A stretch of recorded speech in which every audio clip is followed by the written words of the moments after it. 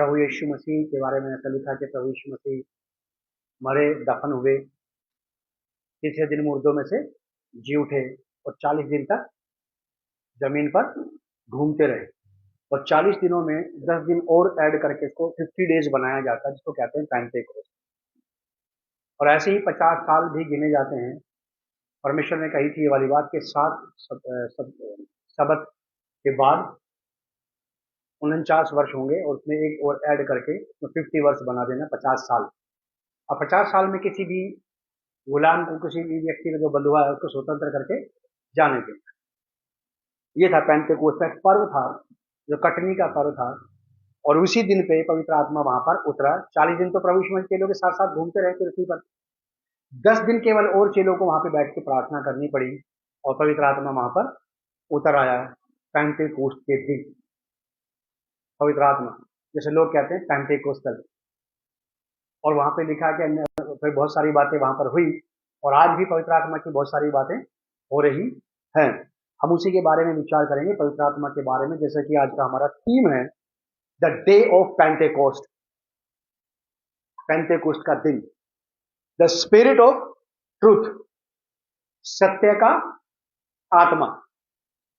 पवित्र आत्मा के बारे में बहुत सारी बातें कही गई हैं। पवित्र आत्मा को बहुत सारे नाम बाइबल में दिए गए हैं। उसमें से एक नाम यह भी है, सत्य का आत्मा। तो हम लोग देखेंगे, मेरे साथ निकालें आप gospel of John chapter 16 verse from 12 to 15। यूहन्ना रचित सुसमाचार उसका 16वां अध्याय 12वीं आयत से 15 आयत तक। यूहन्ना रचित सुसमाचार उसका 16वां अध्याय 12 पद से 15 पद तक। पवित्र आत्मा के बारे में यहां पे प्रभु यीशु मसीह ने पवित्र आत्मा के आने से पहले ही ये वाली बातें कही थी। और हर एक मसीह विश्वासी के जीवन में पवित्र आत्मा का होना बहुत जरूरी है। बगैर पवित्र आत्मा की सहायता के हम में से कोई भी वो वाला मसीह जीवन नहीं जी सकता जिस मसीह जीवन की प्रभु परमेश्वर हमसे आशा लगाता है। आप अपने प्रयास से, अपनी बाइबल स्टडी से, अपने धार्मिक क्रियाकलापों के द्वारा ज्यादा दूर तक नहीं जा सकते।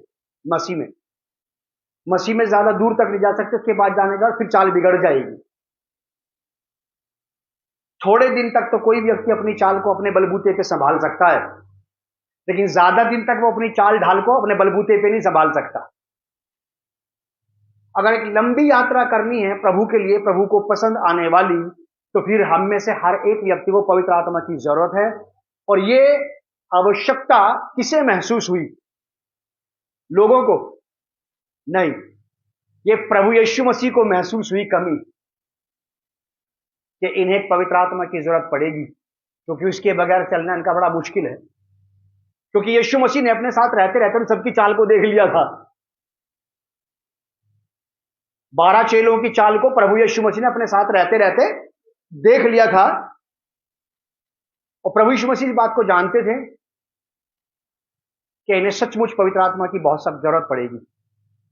और यह डिवाइन प्लान था।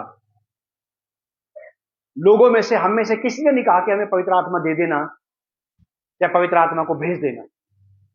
प्रभु यीशु मसीह को खुद ही ये बात समझ में आई और दिखाई दे गई थी कि इन्हें पवित्र आत्मा की जरूरत पड़ेगी वो जीवन जीने के लिए जिसका सिद्धांत मैंने इनको बताया है। वो सिद्धांतिक मसीह जीवन जीने के लिए जिसकी मैंने इनको शिक्षा दी है। सुसमाचार, मत्ती, मरकुस, लूका, यूहन्ना, जो कुछ भी आपको इस किताब से बताया जाता है, सुसमाचार से बताया जाता है, जो कुछ भी लोगों को पहाड़ी उपदेश के द्वारा बताया गया है, वो सारी बातें कोई भी विश्वासी, कोई भी व्यक्ति, सीखने वाला हो या सिखाने वाला हो, बगैर पवित्र आत्मा की सहायता के उसको फॉलो नहीं कर सकता है।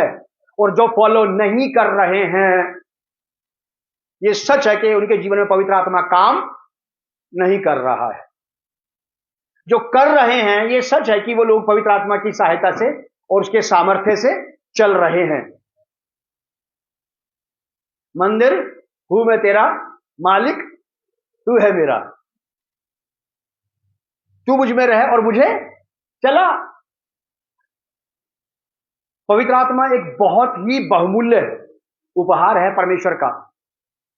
उद्धार के बाद जो किसी भी व्यक्ति को केवल बस विश्वास के द्वारा से मिलता है। बाकी सब चीजों के लिए कीमत चुकाई जाती है। दान वरदानों के लिए, आत्मिक फलों के लिए, शिक्षा में बढ़ने के लिए, आदर्श मसीह शिष्य बनने के लिए आपको खूब कीमत देनी पड़ेगी।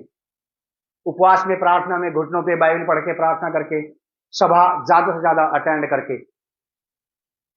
बस दो चीजें ऐसी हैं जिसको विश्वास के द्वारा से पाया जाता है। सबसे पहले उद्धार, और फिर उसके बाद पवित्र आत्मा। बाइबल में लिखा कि जो यीशु मसीह पर विश्वास करते थे वो पवित्र आत्मा को पाने पर थे, बाय फेथ।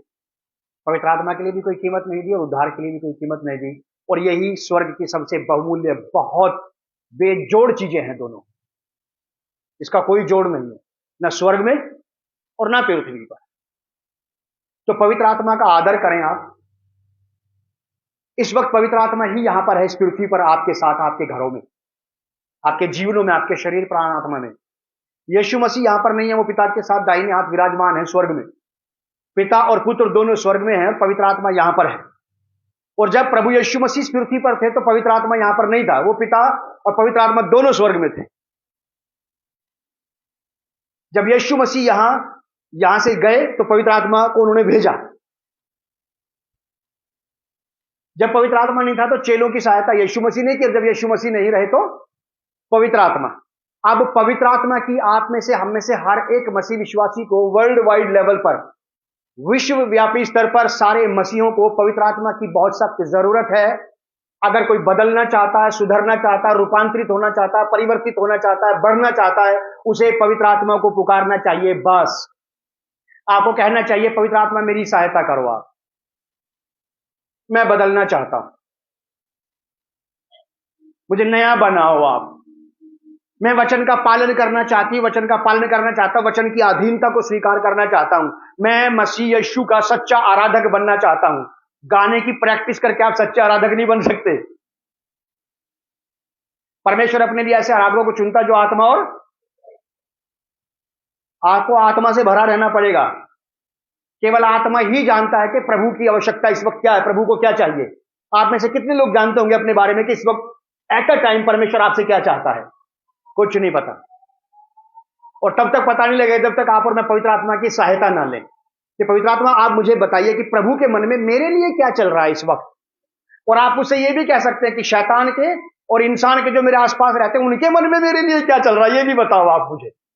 मैं दोनों बातें करता हूं उसके साथ, परमेश्वर की बात भी बताओ और इनकी भी, जो मेरे साथ रहते हैं इनके लिए, इनका मन मेरे लिए कैसा है, बताता है वो।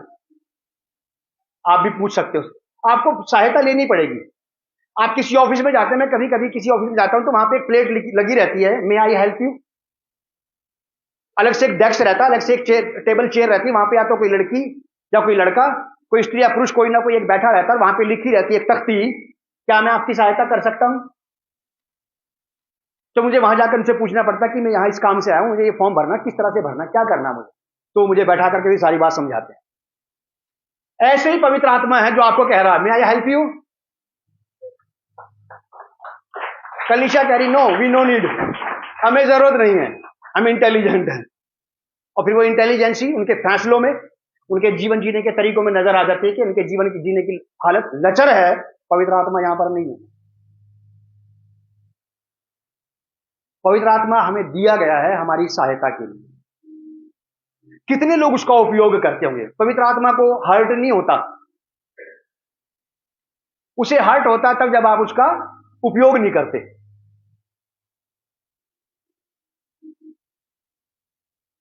तो पवित्र आत्मा बहुत बड़ा विषय है और हम में से हर एक व्यक्ति के लिए बहुत जरूरी है। वो आप ही के लिए दिया गया है। पवित्र आत्मा हमें हमारे घरों में शोकेस में सजाने के लिए नहीं दिया। पवित्र आत्मा दिया गया है कि उसका इस्तेमाल किया जाए, उसको उपयोग किया जाए, उसको यूज किया जाए, उससे सलाह ली जाए, उससे सीखा जाए, उससे बात की जाए, उससे अपने मन की बात की जाए, उससे पूछा जाए कि मुझे क्या करना चाहिए, क्या नहीं करना चाहिए, क्या बोलना चाहिए, क्या क्या नहीं बोलना चाहिए, क्या क्या खाना चाहिए, क्या क्या नहीं खाना चाहिए, क्या क्या पीना चाहिए, क्या क्या नहीं पीना चाहिए, कहां जाना चाहिए, कहां नहीं जाना चाहिए, कितना जाना चाहिए, कितना नहीं जाना चाहिए, किसके साथ कितना समय बिताना चाहिए। वो आपकी सब बातों में अगुवाई करेगा और आपको मजा आएगा, आपको आनंद आएगा कि आपका आप वेस्टेज ऑफ टाइमिंग से, वेस्टेज ऑफ मनी से और बेफिजूल की पूछ पुच्छबल में फंसने से बच जाएंगे कि ये कह रहा था। आप वहां तो ना पे हैं, ना तो आप वहां पे हैं, ना आपसे कोई पूछेगा। पवित्र आत्मा आपको सही जगह पहुंचाएगा और सही गलत जगह से वापस बाहर निकाल के ले आएगा, यहां मत जाओ। आपको लगेगा सचमुच कि आपसे एक व्यक्ति बात कर रहा है, वो आपके साथ मित्रता करना चाहता है, आपके साथ दोस्ती बनाना चाहता है, आपके साथ संबंध बनाना चाहता है। हर एक विश्वास के साथ, पादरी प्रचारकों के साथ ही नहीं, सबके साथ। कलीसिया की लचर हालत की स्थिति की वजह यही है कि लोगों ने अभी तक पवित्र आत्मा को अपने पर होल्ड, कंट्रोल नहीं दिया। लोग पवित्र आत्मा पर कंट्रोल करना चाहते हैं कि मुझे भर दो दान वरदानों से, मुझे फलाने ज्ञान से भर दो, ढिकड़े ज्ञान से भर दो। उससे नहीं पूछ रहे कि प्रभु क्या चाहता कि मैं करूं। हम में से बहुत सारे लोग प्रभु परमेश्वर के ऊपर अपनी बातें थोप देते हैं। कोई काम शुरू किया, कोई बात शुरू की, कोई योजना शुरू की और उसमें फेल हो गए। फेल होने के बाद परमेश्वर बोलता अब तू कर मेरे काम को, इसे सफल कर, मैंने तो छेड़ दिया, मैंने शुरू कर दिया, तू काम को आशीष दे।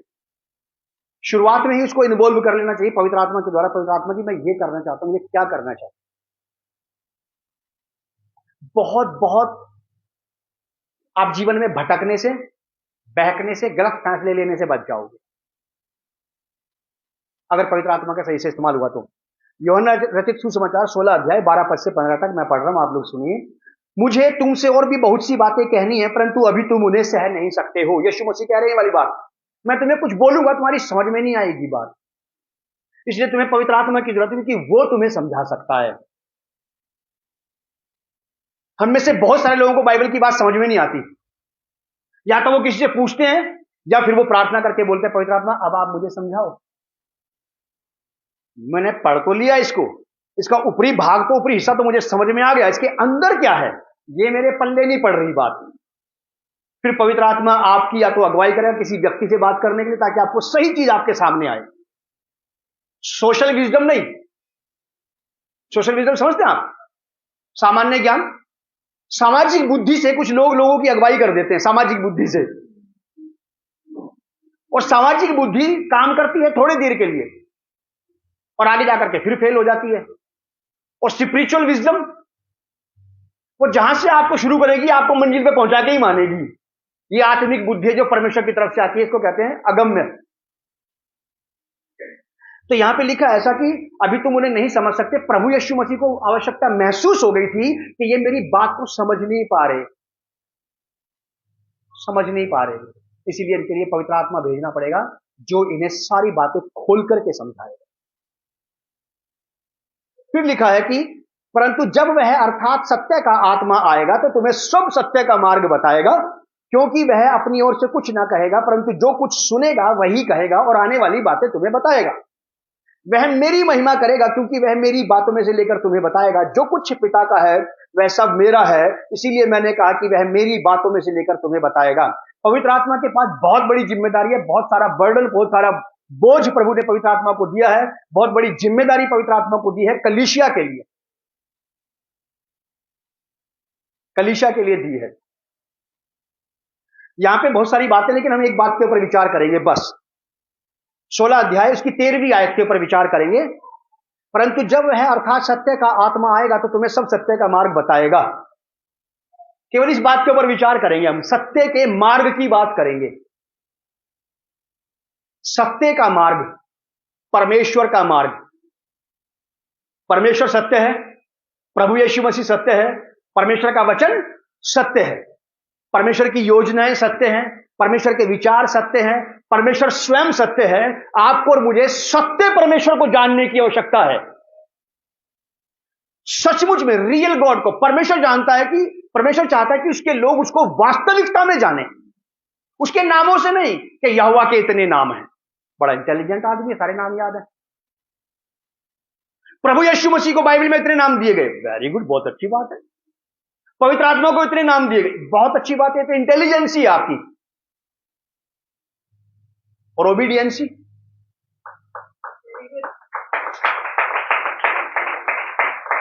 इंटेलिजेंसी में और ओबीडियंसी में जमीन आसमान का अंतर है। कई लोग इंटेलिजेंट तो होते हैं ओबीडियंट नहीं होते, आज्ञाकारी नहीं होते। वो ज्ञानवान तो है, बुद्धिमान भी है, समझदार भी है। आप एक सलाह लोगे 20 फ्री में देगा वो आपको। तुमने तो एक बात पूछी, ले 19 और लो। लेकिन बात सारी चलने वाली है। यहां पर प्रभु यीशु मसीह ने हमें एक बहुत अच्छा इंट्रोडक्शन दे दिया कि पवित्र आत्मा काहे का आत्मा है? सत्य का आत्मा है। और ये कह के यीशु मसीह ने बहुत अच्छी बात हमारे सामने ले आए प्रभु यीशु मसीह कि वो तुम्हें सब सत्य का मार्ग बताएगा। आपको आधे अधूरे सत्य पे चलने नहीं देगा पवित्र आत्मा। आपको आधे अधूरे सत्य को मानने नहीं देगा पवित्र आत्मा। आपको आधा सच बोलने नहीं देगा पवित्र आत्मा। पवित्र आत्मा आपके साथ पूरे सत्य की बात करेगा, पूरा सत्य। आप किसी से बात करेंगे, कहीं पे आप गवाही देंगे, आप सोचेंगे फलाने का नाम ना आ जाए, आधा सत्य बोलोगे आप आधा सच बोलोगे। कहीं पे अगर फंस गए, सच बोलना ही पड़ा तो फिर आधा सच। ये होली स्पिरिट नहीं है। आपको सब सत्य का मार्ग, सारा सत्य, पूरे सत्य का ज्ञान देगा वो आपको, ताकि आप कंप्लीट ट्रूथ हो जाएं, आधा अधूरा नहीं।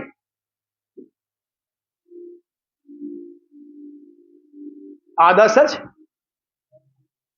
मैं जानता हूं इस बात को, मनुष्य का स्वभाव है आधा सच बोलने का। आधा सच बताएगा, पूरा सच नहीं बताएगा। और जब कभी ऐसा हो जाए हमारी लाइफ में, तो वो दिन हमारे लिए अफसोस का दिन होना चाहिए कि मेरी लाइफ में होली स्पिरिट काम नहीं कर रहा, जो मुझे पूरा सत्य सामने लाने नहीं दे रहा। पवित्र आत्मा होता तो मुझे पूरा सत्य सामने लाने देता। वो मुझे पूरे सत्य की तरफ अगुवाई करेगा मेरी। मैं और आप बाइबल से थोड़ी थोड़ी बातें सीख करके, कुछ कुछ बातों को लेकर के अपने आप को हम सजा नहीं सकते। हमें पवित्र आत्मा के पूरे सत्य की जरूरत पड़ेगी, आपको और मुझे पूरा सत्य बनने के लिए। पूरा सच होने के लिए हमें पूरे सच की ही आवश्यकता है। अगर आधा सच बताया जाएगा तो हम आधे सच हो जाएंगे, और अगर पूरा सच हमारे पास लाया जाए तो हम पूरे सच हो जाएंगे। क्योंकि अधूरा ज्ञान भी होता है और पूरा ज्ञान भी होता है। अधूरा ज्ञान क्या करता है? विनाश और विपत्ति लाता है, और संपूर्ण ज्ञान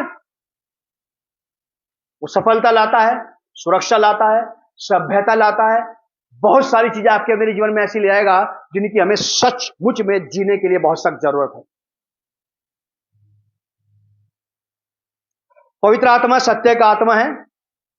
वो सत्य की बात करेगा, उसमें कोई बनावट नहीं होगी, कोई चक्करबाजी नहीं होगी। चक्कर देना ही नहीं चाहता वो किसी को चक्कर दे दिया, गोली देना नहीं आता उसे।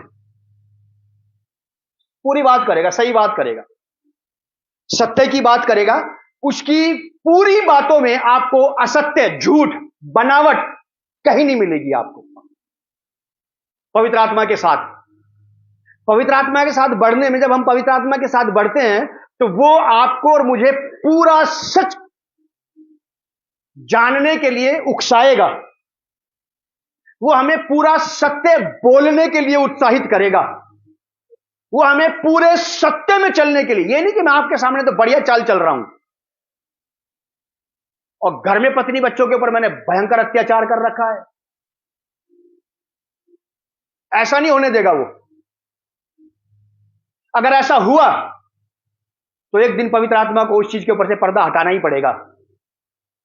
और याद रखिए, बाइबल में लिखा, कुछ ढांपा नहीं गया कि उगाड़ा ना जाए।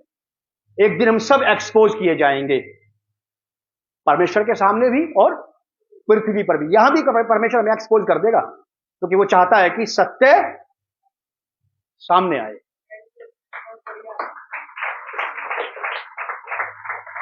पिछले सप्ताह कुछ ऐसा हो गया, 2 सप्ताह हो गए शायद, प्रार्थना करने के बाद सुबह के अपना डेली रूटीन रहता है, मैं अपना पेस्ट करके शेव करके मैं पेस्ट करते करते मैंने ऐसी बात की पवित्र आत्मा से कुछ, ये तो होना ही चाहिए। और थोड़ी देर के बाद मेरे पास एक फोन आया जो सच और झूठ से मिक्स था, और फिर एक सत्य बात मेरे सामने आई, और मैंने कुल्ला करके बाद पवित्र आत्मा बोला, मान गया मैं, कमाल कर दिया आपने।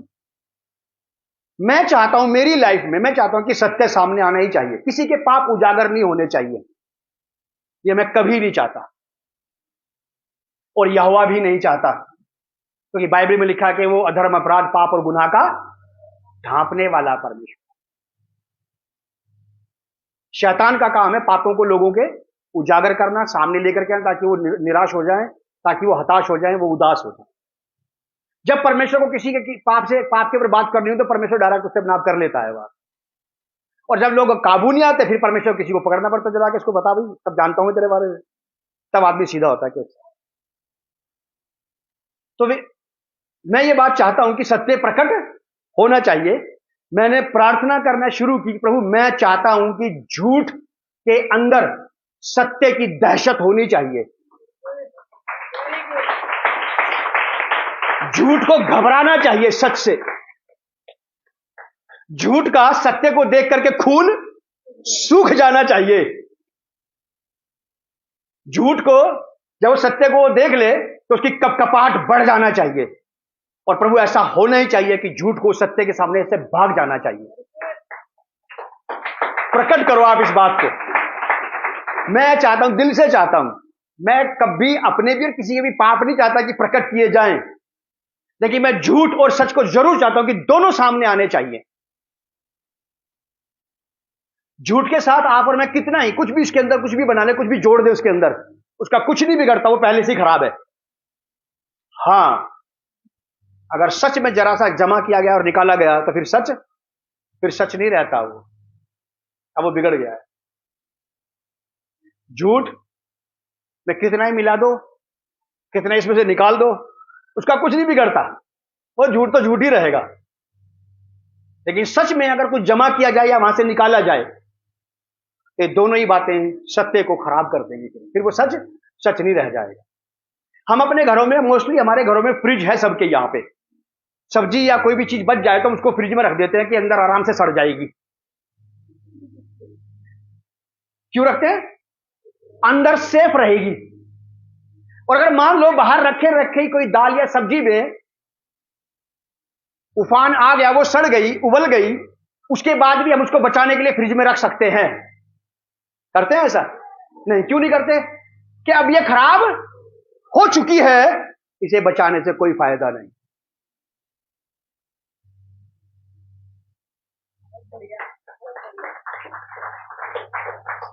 जब तक खराब नहीं हो रहे तब तक बचने की बहुत उम्मीद है, तब तक बचने के लिए प्रयास किए जाने चाहिए जब तक खराब नहीं हो रहे हैं। और अगर खराब हो ही गए हैं तो बचाने से भी कोई लाभ नहीं है। तो इसीलिए हम अपने बारे में भी विचार करें। दाल सब्जी तो एक साधारण सी चीज मैंने आपको बताई है, उसकी इतनी फिक्र रहती है। दूध अगर फ्रिज से बाहर रह गया तो फट जाएगा, बड़े दूध बाहर नहीं रख सकते, रिस्क नहीं ले सकते दूध का। और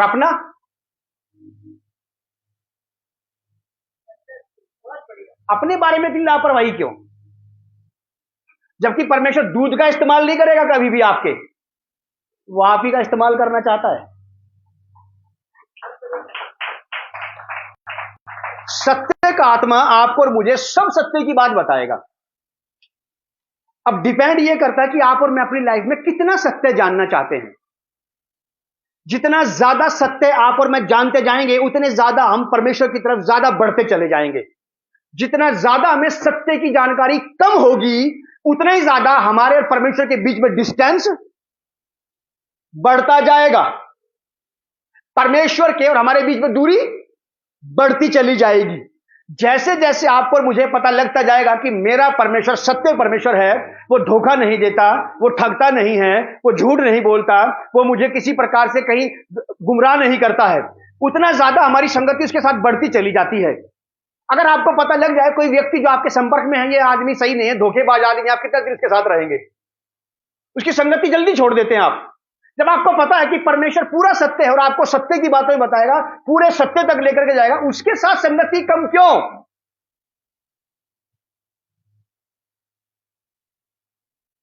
अगर परमेश्वर इतना भला है तो हमारी संगति उसके साथ ज्यादा होनी चाहिए। या फिर शायद हम परमेश्वर की महिमा को अभी समझे नहीं। शायद समझे नहीं, हम उसके रुतबे को नहीं समझ पाए, उस बात को ही नहीं समझ पाए जिस बात की वजह से परमेश्वर ने हमें लिया है। हम सब लोग बाइबल पढ़ते हैं, हमें बाइबल पढ़ाई जाती है, या तो हम खुद समझते हैं, खुद पढ़ते हैं, या पवित्र आत्मा के द्वारा, या फिर कोई परमेश्वर के दूसरे अन्य सेवक हमें समझाते हैं, सुनाते हैं, पढ़ाते हैं, पढ़ते हैं।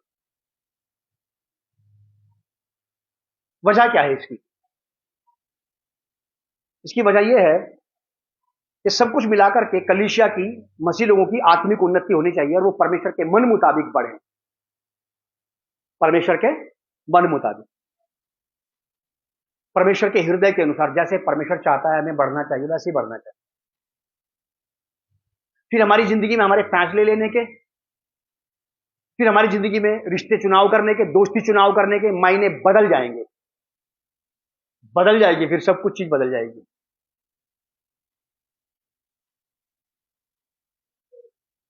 एक उदाहरण मुझे याद आ गया, शायद बुरा ना लग जाए लोगों को जो बाहर देख रहे हैं उनको, या कलीसिया में लोगों को। कुछ लोग होते हैं जो बिल्कुल गांव के रहने वाले लोग हैं, बिल्कुल गांव में रहने वाले लोग, सीधा सिंपल। कुछ लोग शहर में रहने वाले हैं, बहुत हाई क्लास के, हाई लेवल के, हाईली एजुकेटेड। बेवकूफ और समझदार कोई भी हो सकता है, लेकिन मैंने यह देखा है कि एक एजुकेटेड आदमी की बातों में और उसके फैसलों में अंतर तो रहता है, उसके बात करने में फर्क तो रहता है। और एक साधारण व्यक्ति जिसकी पढ़ाई लिखाई भी कम है, जिसको जीवन की और बातों के दूसरी बातों का भी ज्ञान कम है, उसकी बातों में फर्क रहता है। रहता है कि नहीं रहता है? रहता है। अगर कोई हाईली एजुकेटेड व्यक्ति, कोई बड़ा समझदार व्यक्ति मूर्खतापूर्ण काम करे तो क्या कहेंगे आप उसे? तुमसे तो ये उम्मीद नहीं थी हमें। एक आदमी जो वैसे ही एटीट्यूड का हो, वैसा कर जाए, तो आप कहोगे हाँ, इससे तो मुझे ज्यादा उम्मीद नहीं थी, मुझे पता था ये ऐसा ही कर सकता है, और इसने वैसा ही कर भी दिया। समझ रहे बात को आप? बस परमेश्वर के साथ रह करके आपको इतना नॉलेज आ जाएगा। आप परमेश्वर के समान व्यवहार करना शुरू करेंगे, या साधारण मनुष्यों के समान, या उन आत्माओं के समान जो आज भी परमेश्वर की बात ना मानने वालों में काम करती है। बाइबल में लिखी वाली बात इफिसियों की पत्री है 2 अध्याय में, कि शैतान जो आकाश में विचरण करता है, वो आज भी उन स्त्री पुरुषों में, बच्चे बुजुर्ग जवानों में काम करता है जो परमेश्वर की आज्ञा का पालन नहीं करते। इफिसियों की पत्री 2 अध्याय को पढ़ लेना, वहीं पे लिखा है। तो लिखा कि परंतु जब अर्थात सत्य का आत्मा आएगा तो तुम्हें सब सत्य का मार्ग बताएगा। पवित्र आत्मा हमारी सत्य की तरफ अगुवाई करेगा, आपको और हमें भ्रम से, झूठ से, बनावटी जिंदगी से, धोखे की जिंदगी से बाहर निकालेगा। ये हम में से बहुत सारे लोग हैं जो पवित्र आत्मा से वरदान मांगते हैं, भविष्यवाणी का वरदान दे दो, मुर्दे जिंदे करने का वरदान दे दो, चमत्कार करने का वरदान दे दो। ये वाली बात नहीं करते कि मुझे सत्य का ज्ञान दे दो आप। इसकी जरूरत नहीं महसूस होती क्या? मैंने कई लोगों को देखा जो आत्मा से भरे हुए हैं, सत्य की बात कम करते हैं। तुमने ऐसा किया है, अब तुम्हें कार मिलने वाली है 2 महीने बाद, अब तुम्हारे घर में ये हो जाएगा, हाँ अब तुम्हारे साथ ऐसा होने वाला है। ये तो मैंने सुना है, लेकिन मैंने सच की बात करते हुए आत्मा से भरे लोगों को अभी नहीं देखा जिसने किसी को बोला हो कि झूठ बोलते हो तुम। कलीसिया में है ही नहीं ऐसे लोग। ऐसे आत्मा से भरपूर लोगों का अकाल है कलीसियाओं के अंदर जो सत्य की बात करते हो। भविष्यवाणी करवा लो, आत्मा से भरे हुए लोग हैं ये आपको अमेरिका की बात बता देंगे। मैं देख रहा हूं कि वहां पे एक आदमी खड़ा है एयरपोर्ट पे, नीला सूट पहन रखा उसने। अच्छी बात है, मैं मानता हूं कि ऐसा होता है, परमेश्वर का आत्मा ही काम करता है, लेकिन आपके रहते रहते आपके लोगों के अंदर झूठ पल रहा है। आपके लोग झूठ में जड़ पकड़ते जा रहे हैं। ये आपकी आत्मा को और आपको दोनों को नजर नहीं आ रहा। इसका मतलब यहां सत्य का आत्मा काम नहीं कर रहा। कौन सा आत्मा है फिर ये? समझने के प्रयास करिए आप। कलीसिया को एक बैलेंस्ड ग्रोथ की जरूरत है। अगर लोगों के लिए भविष्यवाणी आ सकती है तो उनको उनके झूठ के ऊपर भी, उनके पाखंड के ऊपर भी, उनके दोष के ऊपर भी उनसे बात की जानी चाहिए, इन आत्माओं के भरे हुए लोगों के द्वारा। नहीं तो आत्मा से भरे लोगों को कलीसिया से बाहर कर देना चाहिए कि आप कलीसिया के काम के नहीं रहे, अब बेनिफिशियल नहीं है। देख रहे हैं आप क्या लिखा है? परंतु जब अर्थात सत्य का आत्मा आएगा तुम्हें सब सत्य की बात बताएगा। वो तुम्हारे साथ सत्य की बात कर रहा है, वो तुम्हें सत्य बनाना चाहता है, तुम्हें सत्य में लाना चाहता है, और तुम्हें सत्य बना देगा, वो सत्य बना दे ऐसा चाहता है वो। हम में से कितने लोग हैं जो सच बनना चाहते होंगे? हम में से कितने लोग हैं जो सच्ची जिंदगी जीना चाहते हैं, बिना ढोंग बनावट के, बिना लापरवाही की?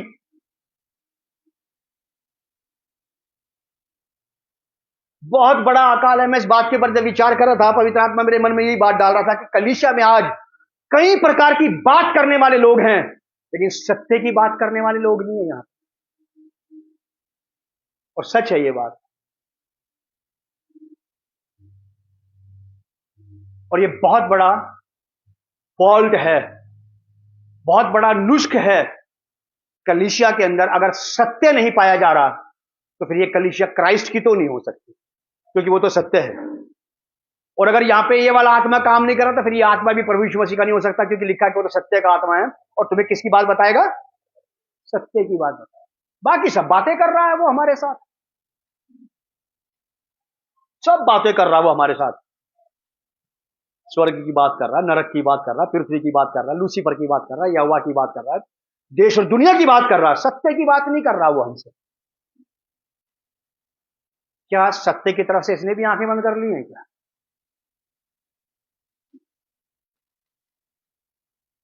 आपके सामने सच बोलने वाले लोग अगर मिल जाएं, उनसे किनारा करके मत भागना आप, क्योंकि आपको झूठ बोल बोल करके ये बोलने वाले यू आर दी बेस्ट बहुत मिलेंगे आपको।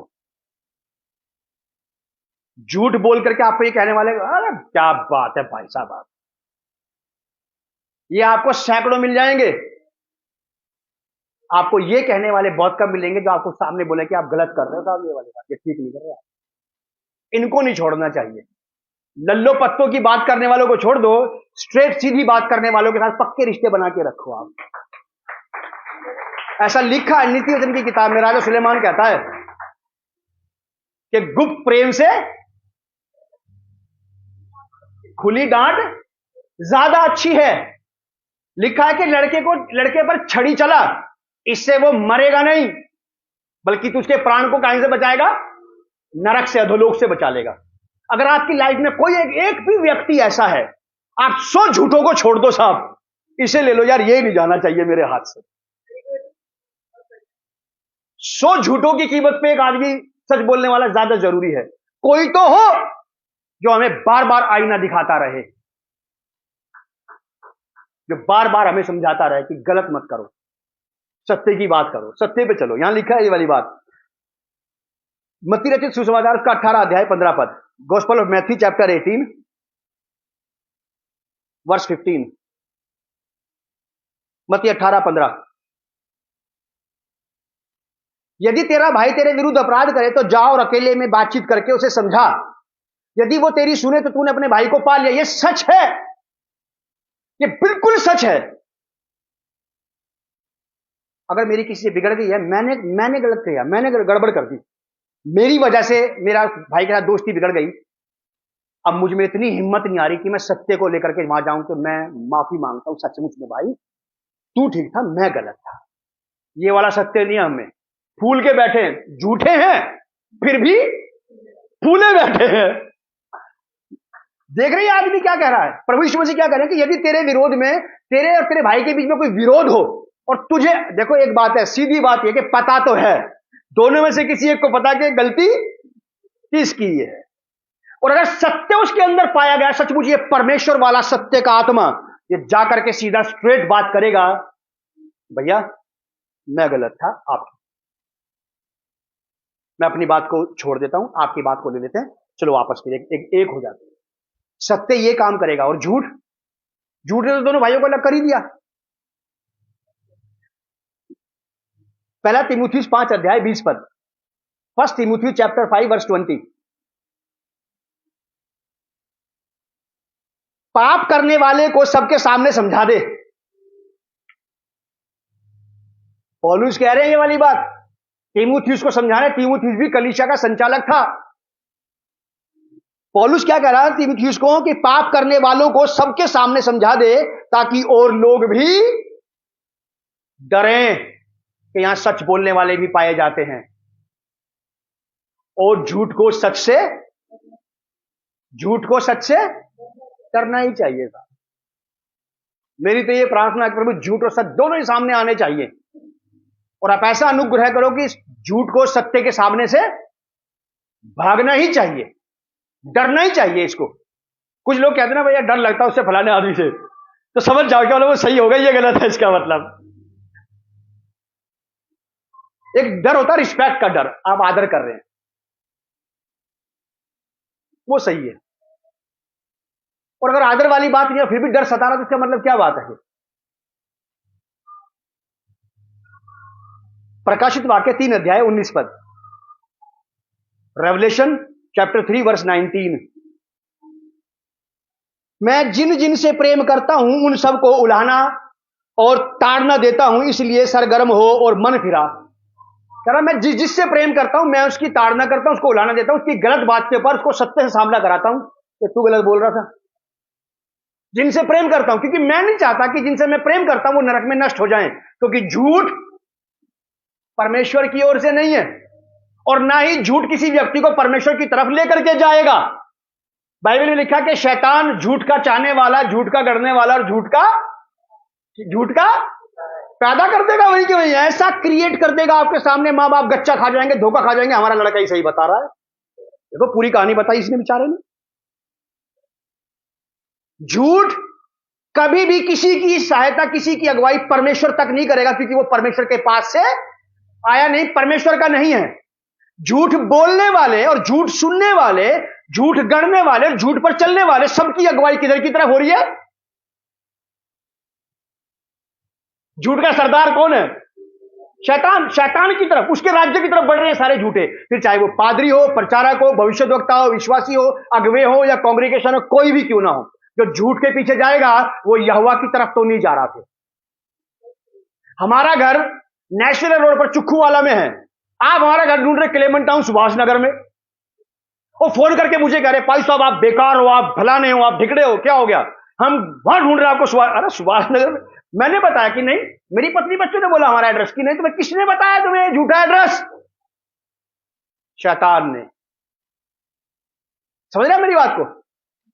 परमेश्वर सत्य है, पवित्र आत्मा हमें सत्य की तरफ लेकर के जाएगा, और दुष्ट आत्मा हमें असत्य झूठ की तरफ लेकर के जाएगा। फिर क्रिएट करने लगेंगे लोग। क्रिएट करना समझते हैं आप? बना लेंगे, बनाते हैं लोग झूठ को।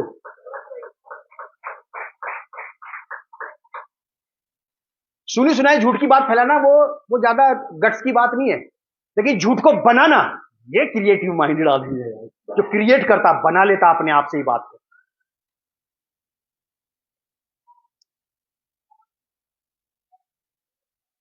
पवित्र आत्मा हमें सब सत्य का मार्ग बताएगा, सब सत्य की तरफ हमारी अगुवाई करेगा, और पवित्र आत्मा हमें आधा अधूरा सत्य कभी नहीं बताएगा, और ना ही पवित्र आत्मा चाहेगा कि हम आधे अधूरे सत्य की तरफ चलें। पवित्र आत्मा पूरा कंप्लीट ट्रूथ हमारे सामने लेकर के आए। अगर आपके सामने सत्य के सारे पत्ते आज ही नहीं खुल रहे, जितने खुले हैं उसी पे चलते जाओ आप। परमेश्वर धीरे धीरे आप पर भरोसा करता जाएगा, आप पर ट्रस्ट करता जाएगा, और सत्य बताता जाएगा, और आप चलते जाइए।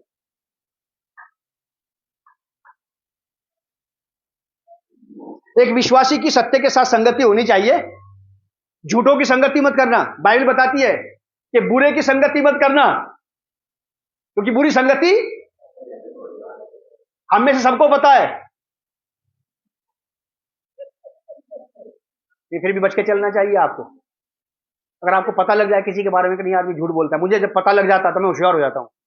फिर चाहे विश्वासी, पादरी, प्रचारक, कोई हमारी कलीसिया का, दूसरी कलीसिया, कहीं का भी हो, पर मैं संभल के बात करता हूं कि नहीं, ये कुछ का कुछ बना देगा संजीव तुम्हारा, जो तूने नहीं भी बोला ना ये वो भी बनाएगा फिर। इसीलिए धीरे से बात करो, संभल कर बात करो, किससे कितनी बात करनी है। मेरा आधे से ज्यादा टाइम इसी बात में बीतता है, पवित्र आत्मा मुझे सही चाल चलने में, सही बात करने में मदद करे। मैं नहीं चाहता कि मैं किसी की पूछ पुछव्वल के बीच में फंस जाऊं कि उनसे पूछ लो, वो भी वहां पे थे, उन्होंने कही ये वाली बात, वो कह रहे थे ये वाली बात। ये वेस्टेज ऑफ टाइम है, और मेरे जैसे आदमी के लिए ये बड़े अफसोस और बड़े लज्जा की बात होगी। तो इसीलिए बहुत केयरफुल रहिए आप। परमेश्वर का वचन है, ये बाइबल है, आपको सही बात बताएगा और आपको वहां चलाएगा जहां पे आपको होना चाहिए। यूहन्ना रचित सुसमाचार उसका 18वां अध्याय 37 और 38 आयत। जो भी हम पढ़ रहे थे, gospel of John chapter 18 verse 37-38। यहां पे प्रभु यीशु मसीह को पकड़ लिया गया, पिलातूस से यीशु मसीह की बात हो रही है। मुझे बहुत अफसोस, बड़ा दुख होता है पायलट के ऊपर, पिलातूस के ऊपर। बिल्कुल सत्य के नजदीक आने के बाद भी पल भर में सत्य से दूर चला गया और जिंदगी भर दोबारा कभी भी सत्य के पास आने का अवसर नहीं मिला। हम में से बहुत सारे विश्वासी जो आज यहां पे बैठे जो सुन रहे होंगे मुझे बाहर से, आज भी अवसर है हमारे पास कि आज हम सत्य की बात को सुन रहे हैं। इसको सुनते सुनते अगर आप कहीं और निकल गए तो फिर दोबारा पता नहीं कब अवसर मिलेगा सत्य को सुनने का, सत्य को जानने का, सत्य को सीखने का, सत्य को जीने का, सत्य पर चलने का। पिलातूस, gospel of John chapter 18 verse 37। पिलातूस ने उससे कहा, तो क्या तू राजा है? यीशु ने उत्तर दिया कि तू कहता है कि मैं राजा हूं। मैंने इसलिए जन्म लिया और इसलिए संसार में आया हूं कि सत्य की गवाही दूं। यीशु मसीह हमारा सरदार, हमारा मालिक, हमारा जो प्रभु है, गुरु है, वो कह रहा कि मेरा तो आना ही सत्य की गवाही देने के लिए हुआ। विश्वासी सत्य में क्यों जीना चाहते हैं? फिर ये विश्वासी फिर क्यों झूठ में फंसे रहना चाहते हैं, शरीर के और संसार के? समझ में आ रही है आपको मेरी बात? यीशु मसीह खुद कन्फेस कर रहे हैं, कह रहे हैं कि यीशु ने उत्तर दिया कि तू कहता है कि मैं राजा हूं, लेकिन कह रहा कि मैंने इसलिए जन्म लिया, मेरे जन्म का एक ही उद्देश्य है बस। किसकी बात करूं? हम झूठ की बात क्यों करते फिरते हैं? हम में झूठ क्यों पाया जाता है? और याद रखिए, जिसके अंदर जो नेचर होगा वो उसी से संबंधित होगा। कड़वी बातें हो सकती हैं ये, लेकिन मैंने अपने आप से कुछ नहीं कहा, ये तो यहां लिखा है ऐसा। यीशु मसीह कह रहे हैं कि मेरी पैदाइश इसीलिए हुई है, मैं मसीह इसीलिए तो बना हूं कि दुनिया भर का झूठ, पाखंड, ढोंग मुझी में पाया जाए बस। इसलिए तो मैं मसीह में आया हूं, इसलिए आया हूं यहां। या इसलिए लिया प्रभु ने मुझे, उसने मुझे इसलिए लिया कि दुनिया भर का सारा झूठ, पाखंड, ढोंग, धतूरा मुझ में से दूर करके मुझे सत्य की ज्योति मिलाए, ताकि वो ज्योति मुझ पर चमके और मैं भी सत्य हो जाऊं। ऐसा तो पहले ही था, जहां से मुझे वो निकाल के लाया वहां क्या झूठ की कमी थी, ढोंग पाखंड की कमी थी क्या? वहां कमी थी तो बस केवल क्या, बड़े बुद्धिमान आदमी लोग हैं यार, ज्ञानी लोग आप, मैं ताली बजाता हूं आपके लिए। सचमुच जहां से हम निकल के आए वहां पे केवल एक ही बात की कमी, फिर वो है सत्य। और जब यीशु मसीह का सत्य हमें मिला तो हमें सत्य को जीना चाहिए। बहुत साल पहले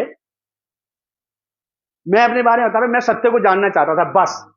मुझे नहीं पता था कि इसके लिए कुछ बदलना पड़ेगा, कुछ छोड़ना पड़ेगा, कुछ पकड़ना पड़ेगा। मैं चाहता था सत्य पता लग जाए। ये किताब, वो किताब, ये धार्मिक ग्रंथ, वो धार्मिक ग्रंथ, कई सारी किताबें पढ़ी, कई सारी चीजें पढ़ी, लेकिन मुझे सत्य की बात समझ में नहीं आई। बाइबल पढ़ के यीशु मसीह ने, जब मैंने बाइबल पढ़ी, यीशु मसीह ने जब ये बात बोली कि मैं हूं सत्य, अभी तक मैंने इतना स्पष्ट किसी भी किताब में, किसी व्यक्ति से नहीं सुना था कि आई एम द ट्रूथ। हर व्यक्ति सत्य की खोज में लगा हुआ था, हर ज्ञानी विद्वान सत्य की खोज में लगा था। तो मैं सोचता था कि ये और मैं दोनों बराबर के ज्ञानी हैं, ये भी सत्य खोज रहे, मैं भी सत्य खोज रहा हूं। तो जब यीशु मसीह मिले, तो मिलने के बाद मेरे जीवन में एक बात ऐसी आई, ऐसे ख्याल एक आया कि अब तूने सत्य को जान लिया, अब क्या करेगा तू? क्या करोगे अब आप? मैंने कुछ नहीं बोला, मुझे ज्यादा ज्ञान नहीं था, इतना समझदार नहीं था मैं तब, तो नया नया था 1990 में। मैंने ऐसे ही बोला कि सत्य को मैंने जान लिया, अब मैं इसे जीऊंगा। मैंने ये नहीं कहा कि बताता फिरूंगा लोगों को, बिल्कुल नहीं कहा, ईमानदारी की बात। मैंने कभी सेवा का बात ही नहीं सोची, मैं तो जानते नहीं सेवा क्या चीज होती है। मैंने कभी नहीं सोचा था कि मैं भी पादरी प्रचारक बन सकता हूं। बस मुझे एक बात पता लग गई थी कि मैं जिसे चाह रहा था वो मुझे मिल गया है, अब मैं इसे जीऊंगा। और मैं आज भी सत्य को जीने का प्रयास करता हूं। बस सत्य का बताना वो बात बाद की है, सत्य नजर आ जाए वो बड़ी बात है। अगर आप सत्य में चलने लगे तो सत्य अपने आप ही नजर आने लगेगा आपके अंदर। आपको सच्चाई की बात बोलने की जरूरत पड़ेगी, लोग आपके अंदर देख लेंगे कि ये सत्य व्यक्ति है। 37-38। पिलातूस ने उससे कहा, तो क्या तू राजा? यीशु ने उत्तर दिया, तू कहता है कि मैं राजा हूं। मैंने इसलिए जन्म लिया और इसलिए मैं संसार में आया हूं कि सत्य की गवाही दूं। इस अभागे पिलातूस को देखिए क्या लिखा कि जो सत्य की गवाही दूं, जो कोई सत्य का है वो मेरा शब्द। यीशु मसीह क्या कह रहे हैं कि जो सत्य से पैदा हुआ होगा वो मेरी बातों को आराम से ले लेगा और जो सत्य का नहीं है, मेरी बातें उसके अंदर ठहर और ना वो लेगा, क्योंकि झूठ सत्य को कभी बर्दाश्त नहीं करेगा और ना कभी सहेगा। शरीर और आत्मा एक दूसरे के विरोध में रहते हैं, वैसे झूठ और सच दोनों एक दूसरे के विरोध में रहते हैं। तो यहां पे लिखा है कि जो कोई सत्य का मेरा शब्द सुनता है। पिलातूस क्या कहता है? पिलातूस ने उससे कहा कि सत्य क्या है? और जब इसने सत्य की बात की तो यीशु मसीह को सत्य बताते ही उससे पहले ये निकल गया वहां से। लिखा है, यह कहकर वह फिर यहूदियों के पास निकल गया और दोबारा इसको कभी भी सत्य के बारे में बात सुनने का अवसर नहीं मिला। कोई अगर सत्य की उपस्थिति से, सत्य की संगति से निकल गया, यीशु मसीह के पास से कोई चला गया, मुझे लाइफ में कहीं पे कहीं सत्य मिलेगा फिर दोबारा? प्रयास करें आप कि वही रहें उसके साथ जो सत्य की बात बताता है, जो खुद सत्य है, ताकि मेरे जीवन पर सत्य का प्रकाश पड़ता रहे और मुझ में से असत्य, झूठ और शरीर का और संसार का जो भी कुछ आज भी बनावटीपन मुझ में पाया जाता है, जो लोगों को धोखा देने के लिए झूठी पर्सनैलिटी और झूठा स्टैंडर्ड जो मैंने मेंटेन कर रखा है, इसमें से भी प्रभु मुझे बाहर निकाल के ले आएगा कि मैं अपने स्टैंडर्ड में वास्तविकता में पाया जाऊं। भाई भैया मैं 25% हूं, 35 तो मैं वैसे ही बता रहा था आपको। भैया मैं तो 15% सत्य हूं, मैं तो ऐसे ही कह रही थी आपको, मैं 40% सत्य। हाँ, जो कुछ आपके पास है, जितना आपके पास है उसी सत्य में रहिए आप। जो भी आपके घर का मेंटेन स्टैंडर्ड जो आपने मेंटेन कर रखा है, 20% तो 20 में ही रहिए आप। 40 वाले से मेरा क्या मुकाबला? देखिए मैं 20% सत्य हूं और प्योर सत्य हूं 20%। मैं 15% सत्य हूं लेकिन प्योर सत्य हूं उसी 60% सत्य वाले के समान। ये बहुत बड़ी बात हो जाएगी हमारे लिए। यूहन्ना रचित सुसमाचार 14 अध्याय 17वां पद, 14 अध्याय 17 पद। अर्थात सत्य का आत्मा जिसे संसार ग्रहण नहीं कर सकता, क्योंकि वह ना तो उसे देखता और ना उसे जानता है। सत्य के आत्मा को शारीरिक और सांसारिक लोग कभी नहीं अपनाएंगे, चाहे बिलीवर हो या नॉन बिलीवर हो। जो मसीह लोग शरीर और संसार की लालसा अभिलाषाओं में फंसे पड़े हैं, वो परमेश्वर की आत्मा को ग्रहण नहीं कर सकते। ये मैंने नहीं कहा, यहां लिखा है। लिखा है कि सत्य की आत्मा को कौन ग्रहण नहीं कर सकता है? संसार उसे ग्रहण नहीं कर सकता, क्योंकि सांसारिक और शारीरिक लोग ना तो उसके रुतबे को पहचाने अभी तक, ना उसके आदर सम्मान को पहचाने। अगर पहचान जाते कि मेरे पास क्या आया है ये होली स्पिरिट के रूप में, तो वो अपना सब कुछ छोड़ छाड़ करके इसी को पकड़ लेते। इन्होंने उसको छोड़ करके बाकी सब पकड़ रखा है। इसका मतलब अभी इनकी दृष्टि में होली स्पिरिट की वैल्यू, जो उस खरे सोने की कीमत नहीं समझ पाए। 80 कैरेट का सोना। सोना भाई ने एक दिन सपना देखा प्रार्थना में, हमारे यहाँ अपने घर में देखा, हम प्रार्थना करने वालों के बीच में। 80 कैरेट का सोना। सांसारिक सुनार कह रहे हैं कि हमने नहीं देखा और हम बिक जाएंगे इसको खरीदने में, यही बात थी। 80 कैरेट का सोना। परमेश्वर ये वाली बात बता रहा है आपको। और हम अपना मिलान संसार के लोगों से कर रहे, पड़ोसियों से कर रहे हैं। उनके घर में एक कूलर है, 2 लेके आएंगे हम। तुम कहां फंस गए? बस एक स्कूटर है, हम घर में 4 आदमी हैं, 4 स्कूटर रखते हैं। हम गलत जगह फंस गए। 14 अध्याय 17 पद को आप याद रखना। अर्थात सत्य का आत्मा जिसे संसार ग्रहण नहीं कर सकता, क्योंकि वह ना तो उसे देखता ना उसे जानता है। तुम उसे जानते हो क्योंकि वह तुम्हारे साथ रहता है और वह तुम में। सत्य अगर आपके साथ रहता और आप में रहता है तो बहुत ही उत्तम बात है, और अगर नहीं है तो आप और मुझे प्रयास करके, प्रार्थना करके इसको अपने अंदर लाने की आवश्यकता है। और यही बात आप अपने बच्चों को भी सिखाओ। बच्चों पे कभी ज्यादा भरोसा मत करना। याद रखना, बच्चा क्या है? बच्चा ही है, वो समझदार नहीं है। समझदार कौन है? आप हैं और मैं हूं। हम चलाएंगे अपने बच्चों को, सत्य की बातें हम बताएंगे, ये सही है, ये सही है, ऐसे नहीं करना, ऐसे करना है। लास्ट की बात, भजन संहिता 25 अध्याय 5 पद।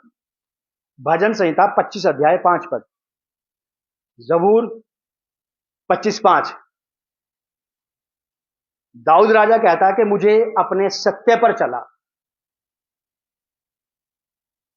आज अगर कोई भी दाऊद राजा के समान ये कहे परमेश्वर से कि मुझे अपने सत्य पर चला, तो ये याद रखिए साहब, मैं प्रार्थना कर रहा था अपने घर में परसों दिन में दोपहर में, और मैंने स्पष्ट आवाज सुनी कि स्वर्ग सब कुछ देखता है।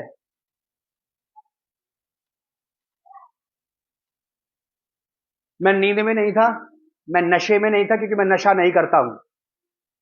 मैं कंफ्यूज नहीं था परमेश्वर की आवाज को सुनने के लिए, लेकिन मैंने सुना स्पष्ट आवाज में अपने कानों में, दोपहर में अपने कमरे के अंदर जब मैं प्रार्थना कर रहा था, कि स्वर्ग सब देखता है, वो आपको देख रहा है। स्वर्ग का मतलब है यहोवा, वो आपको देख रहा है, आपके व्यवहार को देख रहा है, आपके तौर तरीकों को देख रहा है, वो आपकी एक एक रत्ती रत्ती चीज को देख रहा है। और जब आप उसे पुकारते हैं ना, वो भी देख रहा है। जब आप उसके साथ चलते हैं, वो भी देख रहा है। जब आप उसकी सुनने के लिए तैयार रहते हैं, वो भी देख रहा है। और दाऊद राजा यही बात हमें कह रहा है। क्या कहता है? कि मुझे अपने सत्य पर चला और शिक्षा दे, क्योंकि तू मेरा उद्धार करने वाला परमेश्वर है। मैं दिन भर तेरी ही बाट जोहता रहता हूं। तू मुझे, कि मैं दिन भर इसी एक बात की धुन में रहता हूं कि तू मुझे अपने सत्य पे चला। सत्य की इतनी जरूरत है, सत्य की इतनी ज्यादा जरूरत है। और ये सत्य का आत्मा आपको और मुझे दिया गया है। इसे काम करने दें और इसका इस्तेमाल करें। इससे करके मुझे पूर्ण सत्य चाहिए, पूर्ण सत्य। भजन संहिता में एक जगह पे ऐसे लिखा है, भजनकार कहता है, आप इस वर्ष को ढूंढ लेना, आयत को ढूंढ लेना, गूगल करके भी ढूंढ सकते हैं कहां लिखा है ऐसा। भजनकार कहता है कि मैं अपने घर में, ये बड़ा दुख देती है ये बात मुझे, कि मैं अपने घर में मन की खराई से चलूंगा। आदमी घर में भी मन के कपट से चलता है क्या?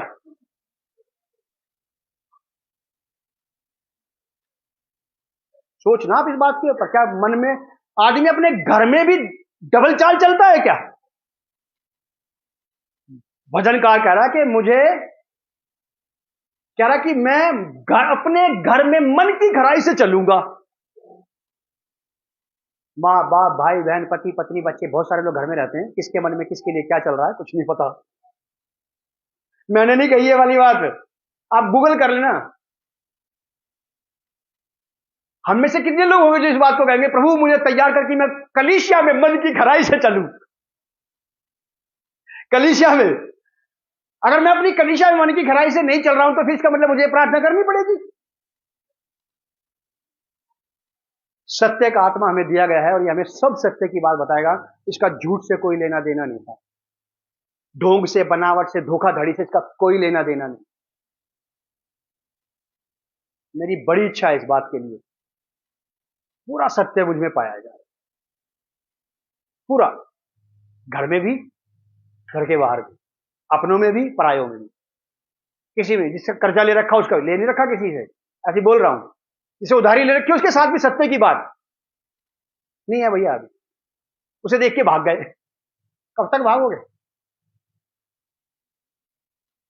यही सत्य है बस। आदरणीय पिता, मेरी आपसे ये प्रार्थना, विनती और निवेदन है, आपका आत्मा जो आपने हमें दिया है प्रभु, ये सत्य का आत्मा, ये हमें पाया जाए और हम सब आपके सत्य में हो जाएं, और इस शरीर के और संसार के झूठ से, पाखंड से प्रभु हमारा कोई लेन देन ना रहे। पेंतेकोस्त के दिन आपने अपने बेशकीमती बहुमूल्य आत्मा को दिया, जो उपरोक्ति कोठरी में उतरा, वो सत्य का आत्मा प्रभु जी उतर आया है। आज वो हमें वास करता, आज वो हमें चलता फिरता और रहता है। प्रभु पवित्र आत्मा, आपसे ये आग्रह करते हैं, आपसे ये हमारा विनम्र निवेदन है, प्रभु की महिमा के लिए, हमारी आत्मिक उन्नति के लिए, हमें हर प्रकार के झूठ और पाखंड से बचने में मदद करें, सहायता करें। शरीर और संसार के शत्रु और शैतान के झूठ से हम बचे रहें और परमेश्वर के प्रभु के सत्य में बढ़ते चले जाएं। प्रभु यीशु के नाम से पिता इस प्रार्थना को हम मांगते हैं, आमीन।